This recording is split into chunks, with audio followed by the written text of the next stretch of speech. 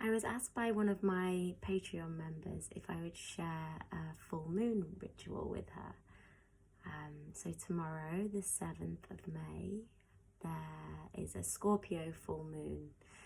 And I find that new and full moon rituals are very personal, and I recommend that you use your intuition as to what you want your ritual to be like. So personally for me, when I was starting to get into rituals, I would look on the internet to find a ritual that I felt resonated with me, and some of it would and some of it wouldn't. So I started to piece together my own way of creating a ritual, and in a way there's a sort of that there is an order that you can do, but again you can make this up. So I'm just going to talk you through the way that I do it.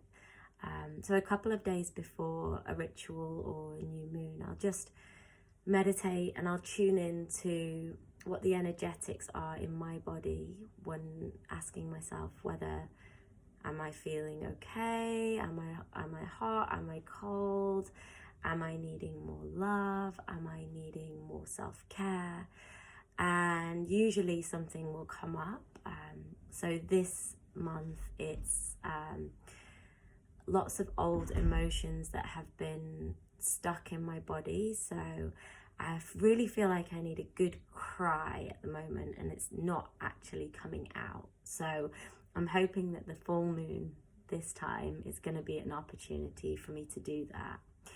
So I've got some new crystals that I've been sent by my friend Hannah at Soul Space. So this is a Lemurian crystal, and I have selenite pencil. So these are two things that I would like to charge under this full moon. So what I'm going to do this month is I'm going to start with a gratitude list of all the things that have happened in this last couple of months that I'm grateful for. So trying to see through the pain and the anger and the full stop that has been put on all of our lives, and try and connect with those small things that have been so beautiful for me. So I've actually spent lockdown in nature, which that is the biggest gratitude I have at the moment. So what I'll do is I'll first of all write a list of the things that I'm grateful for, and then I'll wait for it to go dark, and I'll take this list outside to a place in nature with a candle and my crystals. And I'll sit there in meditation, and I'll allow these feelings of gratitude to rise up in my body. I'll breathe into them. And then I'll start to slowly allow these other emotions to come through, the ones that I have been avoiding. And I'm going to do that by holding one of my crystals on my body, and asking it to draw out, excuse me, got a frog in my throat, asking it to draw out anything that no longer serves me, any energetics that are stuck in my body.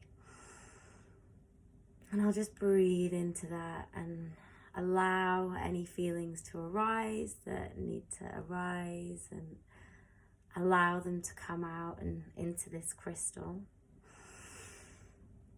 Hopefully at this point I will have given myself the space to feel that pain, to feel those emotions, and given them a place to go. So once they're within a crystal, or you could also use a glass of water. You could also use something from nature, like a shell or a branch, anything that you feel called to, and allow this energy to go into this new vessel. And then once it's there, you can do two things with it. If it's the crystal, leave it in salt water and leave it outside overnight to bathe in the moonlight, and to realign the energies and help to transmute any of that stuff that is no longer serving you. Or if it's something from in nature, something that you're not necessarily too attached to, then perhaps you can take that thing, that shell or that branch, and bury it into the ground and know that the moon is going to do her magic and help to transmute any of that energy that is no longer serving your highest good. And then end your ritual with a simple closing prayer. I like to thank the ancestors, my guides, and anyone else that you feel has helped you on your journey.